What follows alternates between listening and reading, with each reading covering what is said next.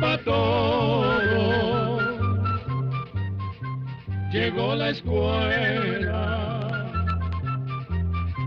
llegó la escuela, llegó por radio.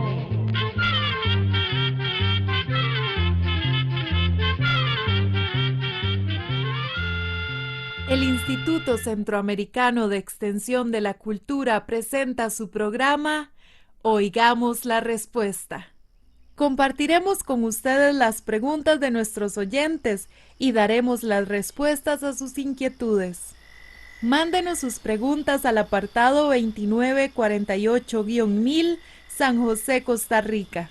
También puede enviarnos sus preguntas al correo electrónico icq@icq.org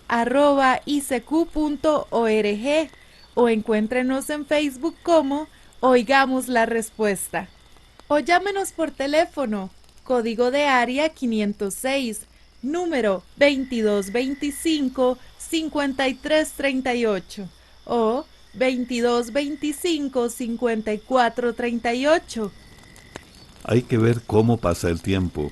Hace una semana, igual que ahora, alrededor del fuego, conversábamos sobre el largo viaje que realizó el famoso viajero Marco Polo, acompañado de su padre Nicolás y de su tío Mateo. Ellos recorrieron alrededor de 12.000 kilómetros para llegar a China, en el continente de Asia. Este viaje tardó más o menos 3 años y medio, pues, como les relatamos hace una semana, era un viaje muy difícil por tierras desconocidas y, en ese tiempo, no habían mapas que pudieran servirles de guía. Los Polo eran comerciantes que vivían en Venecia, en Italia, que es un país de Europa. Lo que a los Polo les interesaba era conseguir especias como la pimienta, el jengibre, la nuez moscada, el cardamomo y otras más. También compraban hermosas telas bordadas en oro, piedras preciosas y perlas. Todos estos productos eran muy apreciados en Europa, pues allá no se conseguían, de manera que los pagaban muy bien. Sin embargo, los comerciantes nunca soñaron que su viaje estaría tan lleno de aventuras que tendrían que permanecer lejos de su tierra durante tantos años.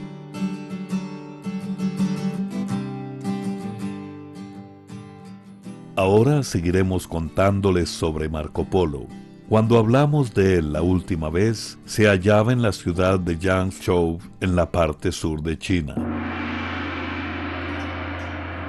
Después de un tiempo, Marco Polo regresó a la corte del emperador Kublai para contarle todo lo que había visto y oído durante su viaje. Mientras tanto, ya habían pasado 15 años desde la llegada de los Polo a China. Ahora eran personas muy ricas, con grandes tesoros en joyas y oro, pero deseaban volver a su patria donde estaba la familia de los Polo. Sin embargo, el emperador estaba tan contento con ellos que no les permitía abandonar el país. Afortunadamente, ocurrió un hecho que les permitió realizar su deseo.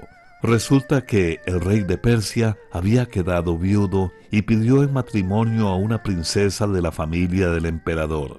Y como el emperador confiaba tanto en los Polo y ellos conocían muy bien las rutas, les encargó llevar a la princesa a su destino. Y así fue como los Polo lograron salir de China. Sin embargo, el viaje de regreso estaría lleno de peligros tanto en el mar como en tierra. Antes de partir, el emperador les hizo regalos muy valiosos. También les obsequió unas tablillas de oro del tamaño de una mano. En esas tablillas, el emperador ordenaba a todos los oficiales del imperio mongol ayudar a los viajeros en lo que fuera necesario. Era una especie de pasaporte que les aseguraba protección por parte de las autoridades, así como el hospedaje y el alimento. Además, el emperador ordenó que prepararan 14 embarcaciones que medían unos 30 metros de largo y tenían 4 mástiles y grandes remos. Para hacer el viaje se juntaron 600 personas. Muchas de estas personas eran comerciantes que se proponían comprar mercaderías en el curso del viaje.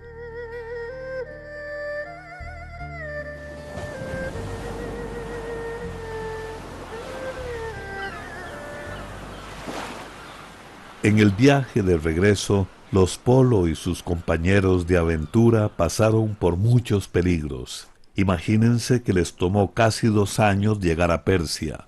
Durante la travesía, las enfermedades y los tifones, que son los huracanes de Oriente, por poco acaban con todos ellos. La mayor parte de las naves se hundieron y de las 600 personas que se embarcaron, solo 18 sobrevivieron. En realidad, nunca se supo cómo murieron, pero existen documentos muy antiguos sobre la fiebre del paludismo que azotó la isla de Sumatra, donde se detuvieron y que pudo haber causado la muerte de toda esa gente. Las naves avanzaban lentamente, pues el viento del noreste que les empujaba se calmó y no pudieron seguir avanzando. Entonces se detuvieron en la isla de Sumatra, al sur del mar de China.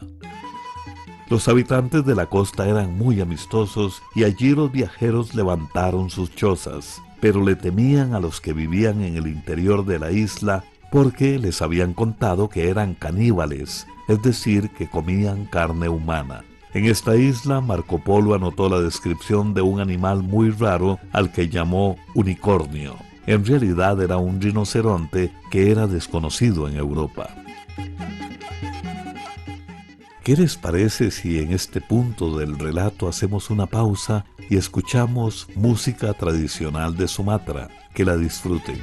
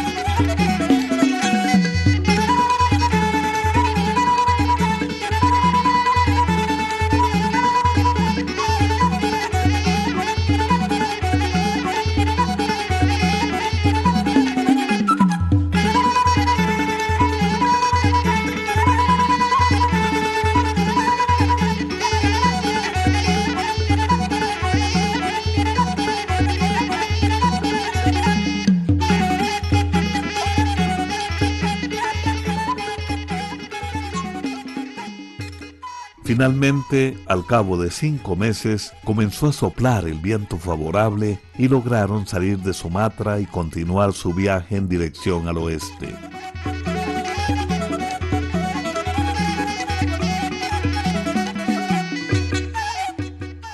Durante el trayecto, Marco Polo conversaba a menudo con la bella princesa, a quien llamaban la Princesa Azul. Posiblemente porque la princesa usaba joyas de una piedra azul muy valiosa, conocida como lápiz lazuli. Marco también pasaba largos ratos conversando con los marineros, quienes le narraban historias sobre lugares distantes que Marco Polo soñaba con visitar en un próximo viaje.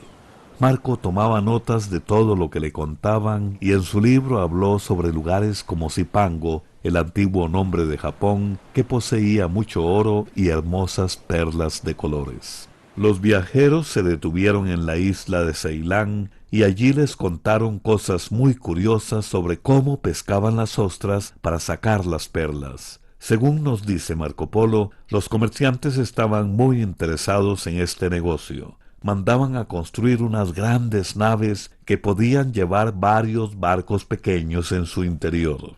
Además, cada nave era como una casa donde se alojaban los mercaderes y vivían durante el tiempo que duraba la pesca. Ellos contrataban hombres que sabían nadar muy bien y que eran buenos pescadores. Una vez que llegaban al lugar donde iban a pescar, la nave grande tiraba el ancla y los pescadores bajaban las barcas pequeñas y tiraban su propia ancla. Entonces ellos comenzaban a zambullirse y así podían pasar el día entero subiendo y bajando. En el fondo del mar iban recogiendo las ostras que ellos llamaban ostras de mar y que, según se dice, son las que tienen las perlas más grandes. Cuando las recogían, se las iban amarrando a una especie de tira que llevaban alrededor de la cintura. Luego las sacaban y las echaban en toneles para después quitarles las perlas. En esas aguas había miles y miles de perlas de todos los colores y todos los tamaños, pero también abundaban peces feroces que podían comerse a cualquier pescador. Por eso ellos solo pescaban durante el día. Cuando se alejaron de Ceilán, subieron hacia el norte, llegando a la India. Marco Polo quedó muy impresionado con las cosas que vio en ese país, como por ejemplo los hermosos pavos reales, las flores de todos colores y las grandes plantaciones de arroz que crecían en el agua y que en Europa no se conocían. También visitó los grandes templos dedicados a los dioses. Algunos estaban completamente tallados por fuera con figuras de elefantes y otros animales. En su viaje de regreso, los Polos se detuvieron un tiempo en India, buscando principalmente especias como la pimienta, el cardamomo, la nuez moscada, el clavo de olor, el jengibre y otros más. Estos productos eran muy importantes para los europeos porque servían no solo para darle sabor a las comidas, sino también para conservar los alimentos. Además, las especias se usaban en la fabricación de medicinas, perfumes y tintes. Una de las ciudades que visitaron al sur de India fue la ciudad de Koilum, donde Marco contó que había médicos o curanderos que elaboraban medicinas con las especias. Ellos cultivaban las plantas medicinales, así como el índigo, que es un arbusto del que usaban las hojas para hacer un tinte azul muy codiciado por los mercaderes. Y bien, para salir de la India junto a Marco Polo, escuchemos música tradicional de ese gran país.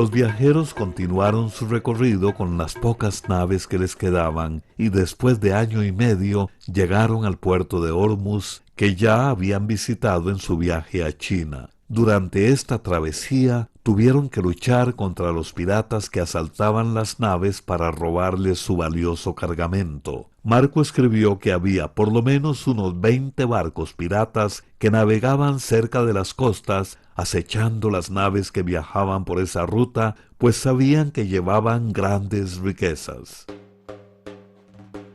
Finalmente, los viajeros llegaron a la corte del rey de Persia y se despidieron de la bella princesa.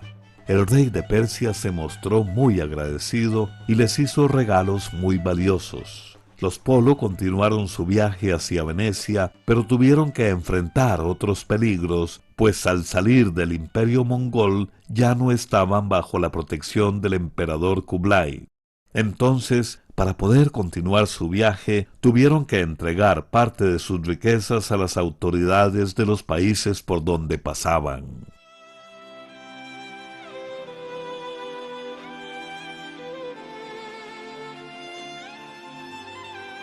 En el año 1295, después de haber estado ausentes más o menos 25 años, los Polo por fin llegaron a Venecia, pero sus familiares y amigos no los reconocieron, pues iban vestidos con ropas viejas y gastadas y hablaban el idioma con un acento que era una mezcla del persa, el turco y el mongol.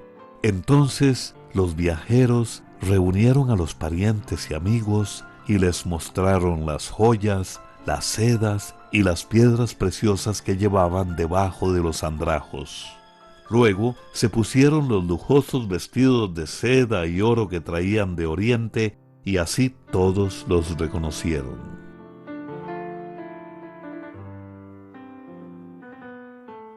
En aquel entonces la ciudad de Venecia estaba en guerra con Génova, que es otra ciudad importante de Italia.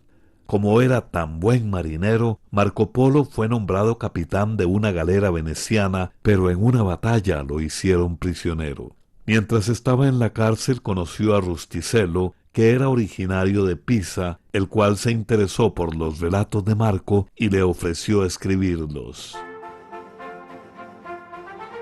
Marco mandó a traer sus apuntes sobre el viaje y juntos comenzaron a escribir el relato que llegaría a ser famoso en el mundo entero. Este primer escrito se llamó La descripción del mundo y estaba escrito en francés, que era el idioma que más se usaba en ese tiempo para escribir libros. Después se tradujo a varios idiomas. Uno de los primeros textos, que está escrito a mano y en papel pergamino, se conserva en la Biblioteca Nacional de Francia.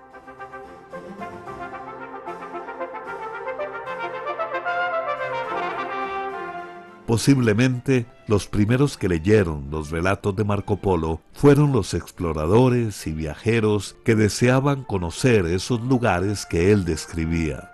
También los comerciantes estaban interesados en conseguir las especias, las sedas y los tapices de Oriente. Por otro lado, los cartógrafos, que son los encargados de hacer los mapas, estaban muy interesados en hacer los mapas de todos los lugares que Marco Polo había recorrido y que eran desconocidos hasta entonces. Se dice que hasta el propio Cristóbal Colón leyó los relatos de Marco y se entusiasmó por el Oriente. Es probable que de ahí naciera la idea de hacer los viajes que culminaron con el arribo de los españoles a América. También otros exploradores pensaron en llegar a Oriente bordeando el África. Este viaje lo realizó en 1497 el navegante portugués Vasco de Gama. Hablando precisamente de los navegantes portugueses, compartimos con ustedes una canción tradicional de Portugal.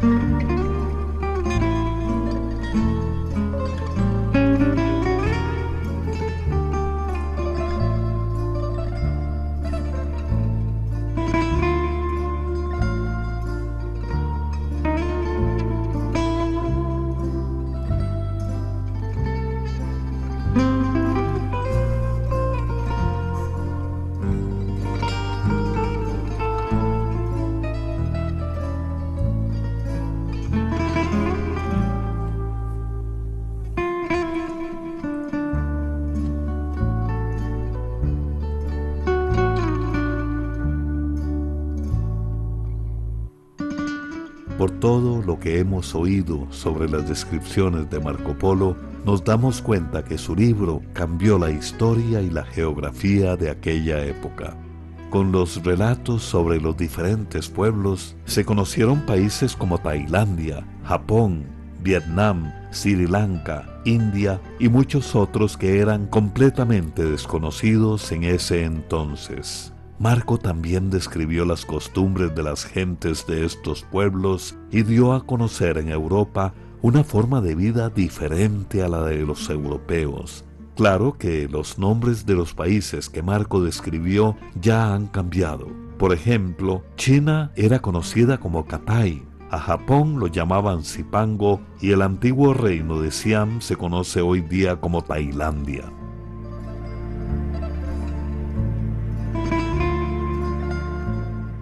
Para terminar, les diremos que muchas personas no creyeron en las cosas maravillosas que contaba Marco Polo. Por ejemplo, no podían creer que en esas tierras existieran ciudades más grandes y más ricas que las de Europa. También les parecía muy extraño que una piedra ardiera y produjera calor, pues, como les decíamos, en Europa no se conocía el carbón mineral. Por otro lado, los billetes que servían de moneda en China se conocieron en Europa hasta siglos después. Cuenta la historia que, cuando Marco Polo estaba a punto de morir, sus amigos le pedían que se arrepintiera de las mentiras que había escrito, pero él decía: lo que he relatado no es ni siquiera la mitad de lo que he visto.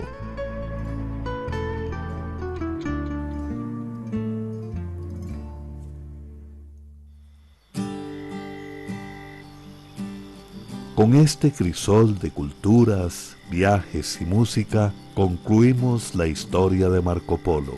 Esperamos que la hayan disfrutado plenamente.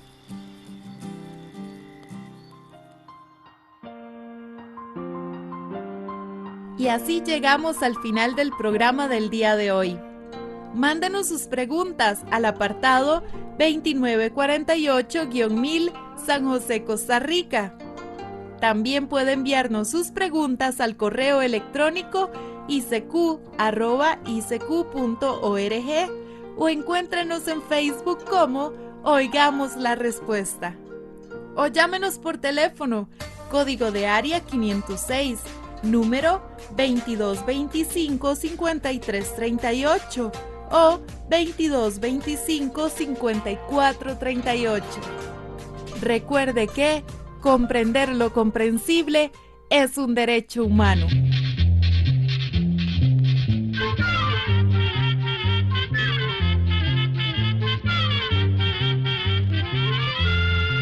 Llegó el momento